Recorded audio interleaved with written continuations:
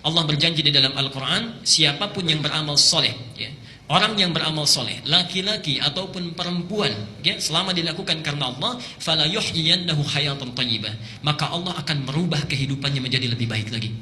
Okay? Dan ciri pertama kebaikan yang menjadi nilai kebaikan di mata Allah dan Rasulnya, ternyata bukan meningkatnya harta, perhatikan ya, bukan meningkatnya harta, bukan bertambahnya kedudukan, Pak. Tapi ciri pertamanya disebutkan oleh Nabi, may yuridillahu bihi khaira yufaqihuhu fiddin. Siapa yang diinginkan oleh Allah untuk berubah menjadi orang yang lebih baik dalam pandangan Allah dan Rasulnya, ciri pertamanya yufaqihuhu fiddin, maka Allah akan pahamkan dia mengenai urusan agamanya. Allah akan berikan dorongan, dimotivasi agar dia mau belajar tentang urusan agamanya. Subhanallah. Jadi, kalau misalnya antum ini para ayah ya, bisa bertambah harta, itu belum tentu baik kalau kita jauh dari Allah. Bertambah meningkat kedudukan, ibu punya suami ya, promosi jabatan suaminya, meningkat kedudukannya, tapi semakin jauh dari Allah. Salatnya tertinggalkan, tidak konsisten lagi ibadahnya, baik ya, Jumatnya jadi terlambat, itu belum tentu tanda kebaikan. Tapi ketika Allah menginginkan seorang jadi baik, dipahamkan dia mengenai urusan agamanya. Dia paham yang halal dan yang haram. Dia mengerti yang sunnah dengan yang bid'ah. Dia mengerti apa yang harus dikerjakan, apa yang harus ditinggalkan. Dengan itu dia tinggalkan yang haram, dia kerjakan yang baik. Orang seperti ini kata Allah, sekalipun dia meninggalkan yang menguntungkan dalam urusan dunia, antum bekerja ada hal banyak ribanya, mendapatkan pekerjaan lain, pindah. Dengan pekerjaan itu lebih dekat dengan Allah, maka Allah akan berikan janjinya, diganti oleh Allah dengan yang lebih baik lagi ya. Bahkan kalau berhijrah betul-betul kuat niatnya, subhanallah.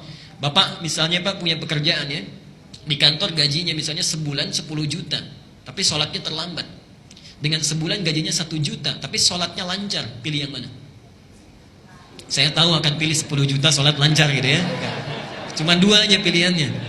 Baik, orang yang masih belum ada pancaran rahmat Allah, dia akan kejar dunia 10 juta, yang penting masih bisa sholat ya. Tapi orang-orang yang mendapatkan bimbingan Allah, subhanallah, dia pindah hijrah. Perhatikan ketika dia berhijrah, diberikan jaminan oleh Allah, surah keempat An-Nisa ayat yang ke-100. Wa may yuhajir fi sabilillah yajid lahu fil ardi muraghaman katsira wasa'ah. Siapa yang bertekad hijrah kepada fi sabilillah, jalan aktivitas kehidupan yang ada naungan Allah di situ, lebih dekat dengan Allah, maka Allah berjanji yajid lahu fil ardi muraghaman katsira wasa'ah. Harta yang dia anggap rugi, Allah akan ganti dengan yang lebih banyak. Dan kehidupannya akan lapang tanpa masalah. Kurang dari penyakit, di rumah berkah, nggak pernah ada persoalan. Antum gaji 10 juta, tiap ke rumah cekcok terus dengan istri misalnya, kan nyaman juga ya. Gaji 10 juta tapi anak selalu sakit ya, kemudian cuci darah dan sebagainya, nggak nyaman juga ya.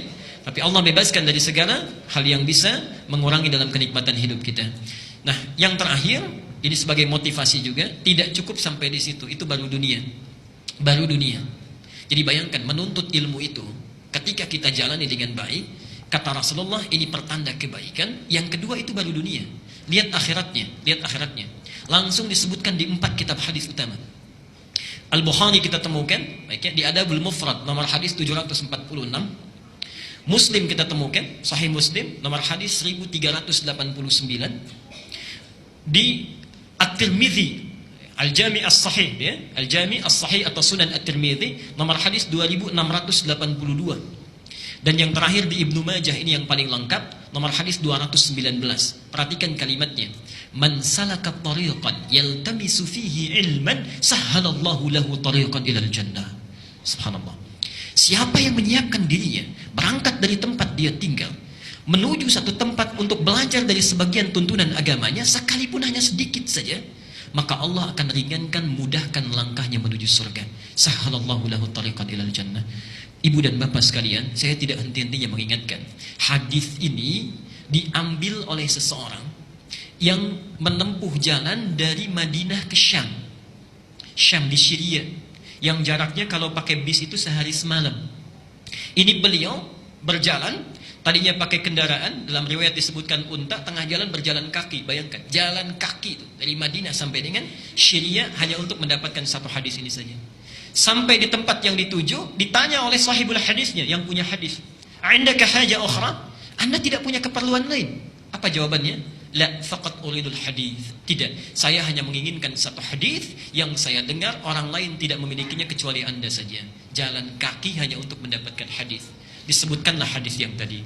Kalau orang dulu bisa jalan kaki untuk dapat satu hadis saja, antum oleh Allah diberikan fasilitasnya, ada kendaraannya, ada yang punya sepeda, ada yang punya motor, ada yang punya mobil, masjidnya bahkan dihadirkan dekat di samping kita, keadaannya bagus, ada AC-nya kalau di luar panas, ada hangat karpetnya kalau di luar dingin, ya nikmat keberadaannya. Kalau dengan seperti itu belum juga termotivasi untuk sekedar mengikuti satu takdim, maka dengan cara apa lagi Allah mesti menjadikan kita orang baik? Dan itu akan ditanya.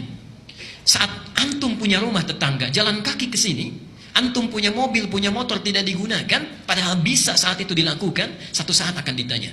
Satu saat akan ditanya. Semoga Allah memberikan kebaikan kepada kita, dan semoga hari ini adalah hari yang dijadikan oleh Allah sebagai amal soleh kita, yang disaksikan oleh Allah dan para malaikatnya.